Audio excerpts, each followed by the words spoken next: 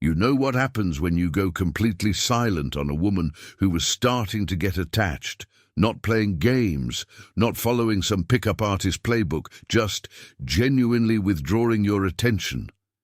She spirals, not because you're special, not because she loves you, but because your silence triggers something primal in her nervous system, something psychologists call attachment reactivation.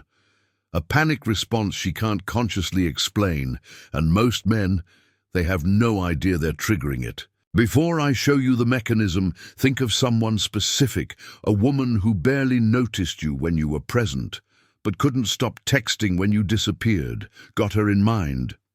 Good. Hold that image, because here's what no one tells you. When you authentically withdraw, not performing indifference, but genuinely redirecting your energy, something ancient wakes up in her psyche. Have you ever watched someone become obsessed with you the moment you stop trying? Have you ever noticed how the woman who ignored you suddenly can't stop reaching out when you disappear? Have you ever wondered why your absence creates more desire than your presence ever did? There's a psychological mechanism at work here. Something older than dating apps, older than romance, older than civilization itself. And most people, men and women, have no idea it's running their entire emotional lives. But here's what I want you to understand. This isn't about manipulation tactics. This isn't some make her chase you strategy. This is about understanding the unconscious patterns that govern human attachment, and why your authentic withdrawal flips a switch in her psyche that she can't turn off. Why does she spiral when you go silent? What ancient survival pattern activates when you disappear? Why does your absence become more powerful than anything you ever said or did? And here's the question that should make you uncomfortable. If her obsession isn't about you, what is it about? Because there's something darker happening beneath the surface. Something most men never see because they're too busy celebrating the attention. They think her sudden obsession means they've won. They think her spiral means she finally sees their value. But what if her spiral has nothing to do with you at all? What if the very mechanism that makes her chase you is the same mechanism that makes genuine connection impossible? What if triggering her obsession is actually triggering her wound? And calling that attraction is the loneliest thing you could possibly do. Stay with me here, because what I'm about to show you isn't in any dating advice manual. It's not in the pickup artist forums. It's not even in most psychology textbooks. It's the truth about why silence makes her spiral, and why understanding this changes everything about how you see relationships, desire, and what the hell you're actually looking for. This is going to hurt to hear, but if you're still watching, I know you can handle it. Let's go deeper. So first, let's clear something up. When we talk about silence, most people immediately think of manipulation, the silent treatment, playing hard to get, some tactical withdrawal designed to make her want you more. That's not what we're talking about. Because here's the difference. Manipulation is when you withdraw to control her response. You're still focused on her. You're still operating from a place of needing her attention. You're just using absence as leverage. Authentic withdrawal is when you genuinely stop prioritizing her. When you're not checking your phone hoping she noticed. When you're not performing indifference while secretly obsessing. When you've actually redirected your attention to something or someone that matters more. And women can feel the difference. They can sense when your silence is a tactic, and they can sense when your silence is real. Guess which one makes her spiral? The real one, because tactical silence still makes her the center of your world. You're just pretending she's not. And on some unconscious level, she knows she still has you. She's still the main character in your emotional narrative. But authentic withdrawal, that's when she realizes she's lost the plot entirely. That's when she understands she's no longer the protagonist in your story. She's not even a supporting character anymore. And that activates something primal. Have you ever stopped chasing someone and felt them suddenly appear everywhere in your life? Have you ever noticed how the moment you genuinely move on, they sense it before you even tell them? Have you ever wondered why your real disinterest is more magnetic than your fake confidence ever was? This is where most dating advice gets it backwards. They tell you to act busy, to wait 3 days before texting back, to perform scarcity while remaining emotionally available underneath. But that's just neediness with better branding. But here's the part that's going to hurt. What actually triggers her psychological spiral isn't your performance of absence. It's your genuine redirection of energy.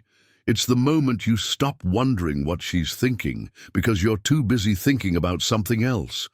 And here's what makes this so psychologically potent. She can feel when she's been demoted. Not consciously. She won't say, "Oh, I've been demoted in his priority hierarchy, and my attachment system is now activated." But unconsciously, her psyche knows, her nervous system knows. She knows she's gone from being your focus to being background noise. And that shift, from center to periphery, that's what triggers the spiral. Now, most people would stop here. They'd turn this into a strategy. Great. So I just need to genuinely stop caring and she'll chase me. But that's still missing the point. Because the question isn't how to trigger her spiral. The question is, why does this mechanism exist in the first place? What evolutionary pattern is activating when you withdraw? What ancient survival strategy is her psyche following? And most importantly, what does her obsession actually reveal about the nature of human attachment? Because here's the uncomfortable truth most people never confront. Her spiral isn't about love. It's not about connection. It's not even about you.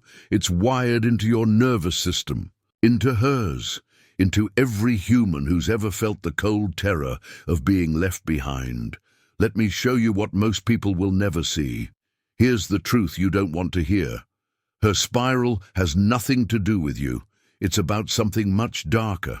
You're a human being in a hostile world. Survival depends on alliances, on resources, on the attention of those who matter. And here's the brutal truth. If someone powerful stops paying attention to you, you might die. Not metaphorically, actually die. Because attention equals protection. Attention equals resources. Attention equals survival. So your psyche develops a mechanism. When someone important withdraws their attention, panic sets in. Not rational panic, primal panic. The kind that bypasses your conscious mind and floods your body with cortisol and adrenaline. The kind that makes you do whatever it takes to reclaim that attention. Because in the ancestral environment, being forgotten meant being left behind, and being left behind meant death. This mechanism saved lives. It kept families together. It ensured that children didn't stray too far from caregivers. It made social bonds sticky, resilient, hard to break. But here's what nobody tells you. That same mechanism is still running, right now, in her, in you, in everyone navigating modern relationships. And when you authentically withdraw your attention from her, you're not triggering romance. You're activating a survival response. But here's where it gets really dark. She spirals because her unconscious mind interprets your silence as abandonment, as erasure, as the terrifying possibility that she no longer matters to someone who once made her matter. The more she was starting to rely on your attention for validation, the harder she'll spiral when it disappears.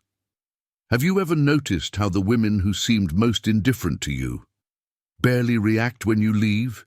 Have you ever watched someone who was just casually dating you completely fall apart when you stop reaching out? Have you ever wondered why the intensity of her reaction has nothing to do with how much time you actually spent together? It's because her spiral isn't about the relationship. It's about the void. When you were giving her attention, she was using it to fill something.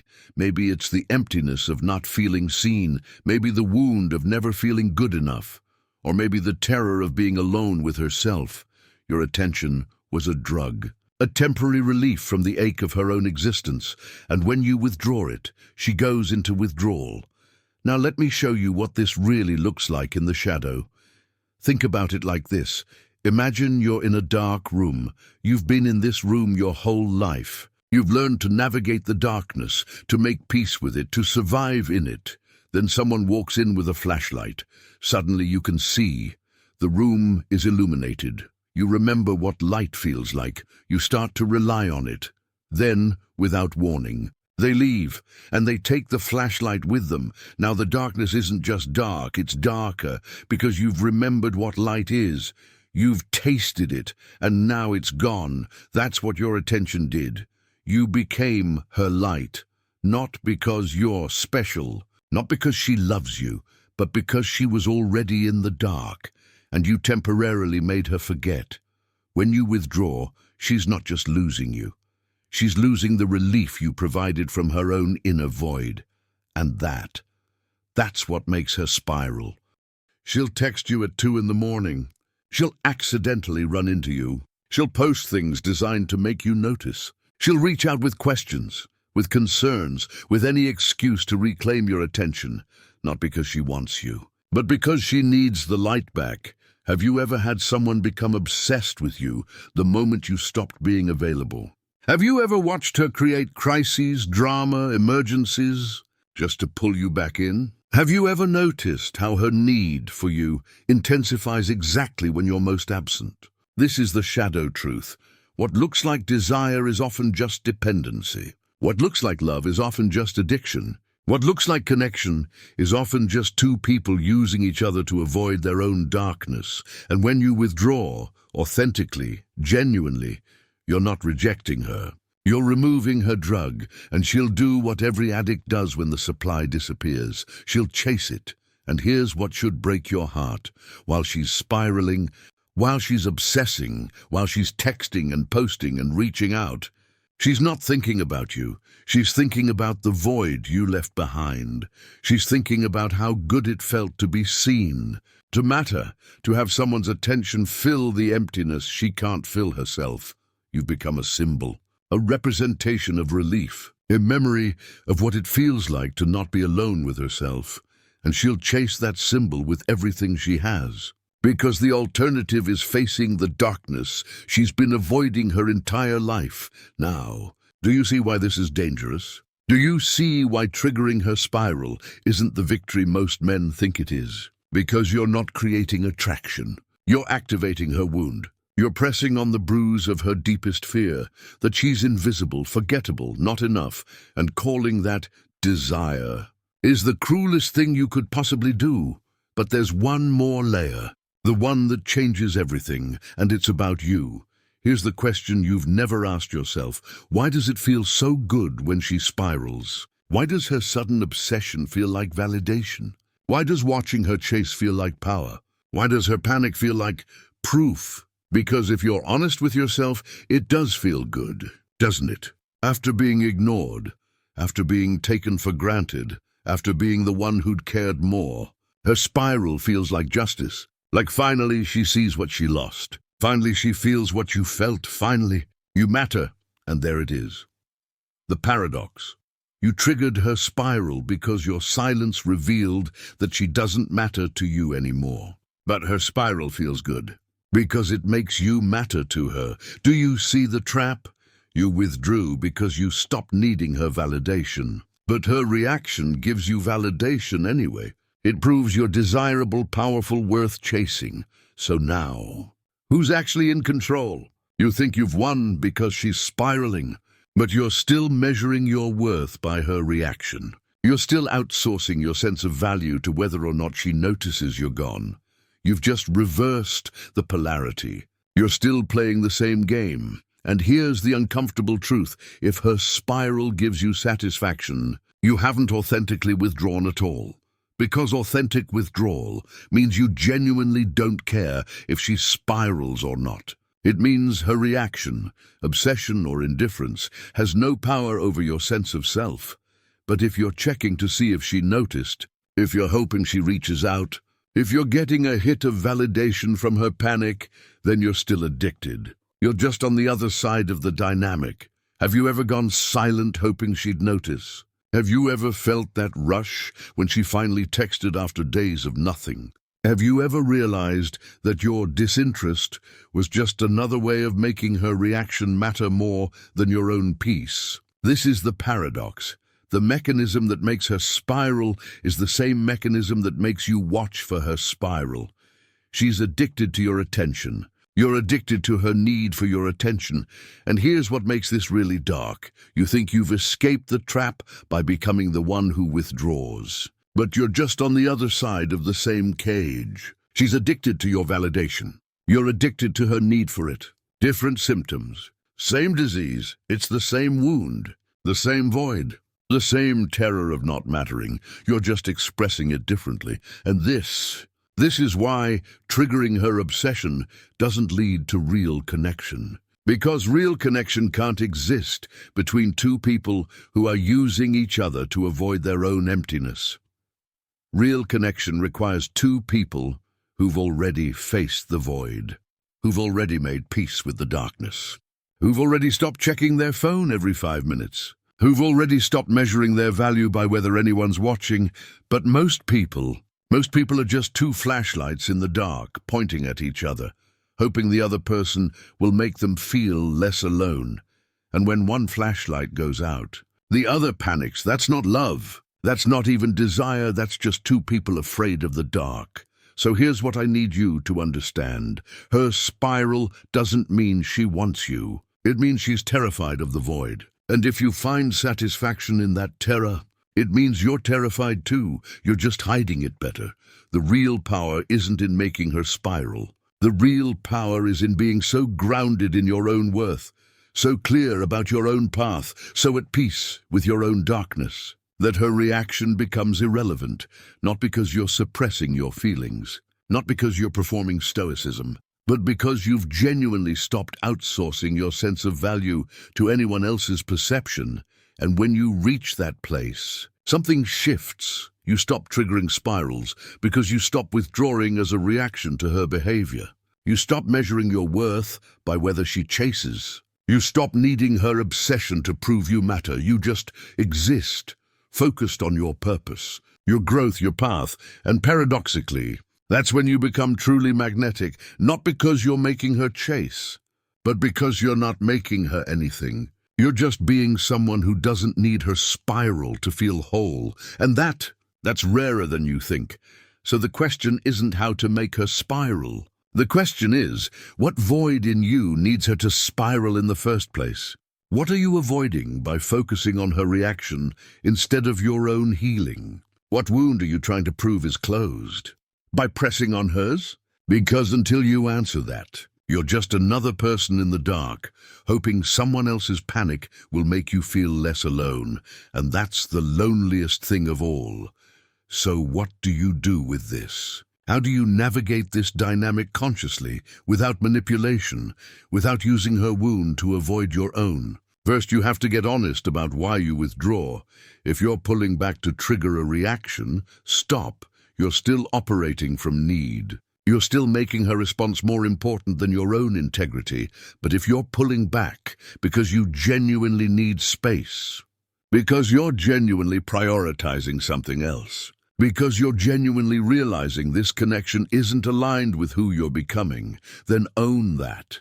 Communicate it if the relationship warrants it. Or simply redirect your energy without explanation if it doesn't. But either way, make your withdrawal about you, not about controlling her. Second, watch your reaction when she spirals. Does it feel validating? Does it feel like proof? Does it feel like power? If yes, sit with that. Because that feeling is showing you where you're still looking outside yourself for worth, where you're still measuring your value by someone else's need. And that's the wound. That's the work. You don't heal that by making more women chase you. You heal it by stopping the chase altogether, both the external chase and the internal one. Third, ask yourself, what am I actually looking for? Do you want someone who spirals when you're gone? Someone whose obsession is rooted in fear, dependency, the terror of the void? Or do you want someone who's already faced their darkness? Someone who desires you from wholeness, not from wound? Because here's the truth. The women who spiral the hardest are rarely the women you actually want long term. They're the women whose need feels like desire, until you realize it's just need. And if you're still attracted to that dynamic, if you're still seeking out women who only want you when you're unavailable, you're not looking for connection, you're looking for proof that you matter, and no amount of external proof will ever be enough. Have you ever noticed that the validation you get from being chased never actually fills the void? Have you ever realized that even when she's obsessed, you still feel empty? Have you ever wondered why the attention you craved feels hollow once you finally have it? It's because the void isn't about being seen. It's about seeing yourself. It's about recognizing your own worth, independent of anyone else's perception. It's about building a life so aligned with your values, your purpose, your truth, that other people's reactions become background noise. And when you do that, something remarkable happens. You stop attracting women who spiral. Not because you're doing anything differently, but because the energy you're putting out changes. You stop being a flashlight in someone else's darkness. You become a lighthouse, grounded, steady, self-sustaining. And lighthouses don't chase ships. They just shine. And the ships that need them find them. But here's the final piece. Even when you reach that place, you'll still encounter women who spiral. Women who are triggered by your groundedness, who are activated by your self-sufficiency, who spiral precisely because you don't need them to. And in those moments, you'll face a choice. Do you engage with the spiral? Do you let her need pull you off course? Do you sacrifice your peace to soothe her panic? Or do you hold your ground with compassion, with clarity, with the understanding that her spiral is hers to navigate? This isn't about being cold. It's about being honest. You can't heal someone else's void. You were never meant to. And every time you try, you're just avoiding your own. That's the uncomfortable truth.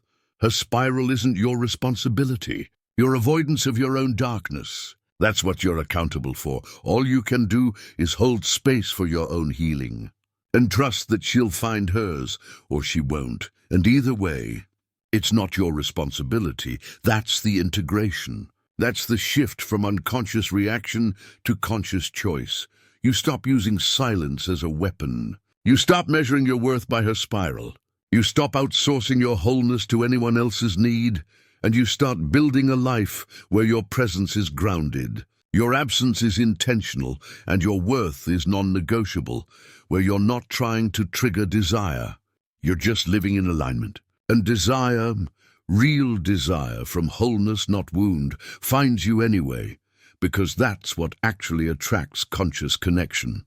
Not your silence, not your absence, not your ability to make someone spiral, but your presence, your groundedness, your refusal to play games with someone else's heart, or your own.